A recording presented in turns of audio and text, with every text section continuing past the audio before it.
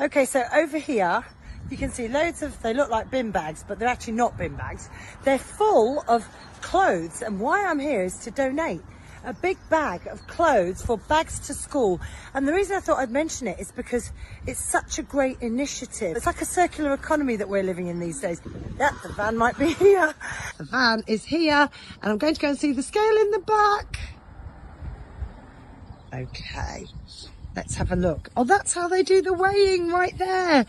And basically what the children do is they collect unwanted clothes, they bring them to school, and the van comes and weighs them, and then however much it weighs, there is a certain amount of money that's donated to the school. So not only are you teaching the children how to recycle and be environmentally friendly and do something for the school, so they're enhancing their community skills and their environmental skills, but you're actually doing something great for the environment by getting rid of clothes in a very ethical way. That's 2 schools worth of clothes right there. Amazing. He's going to fill that van in no time.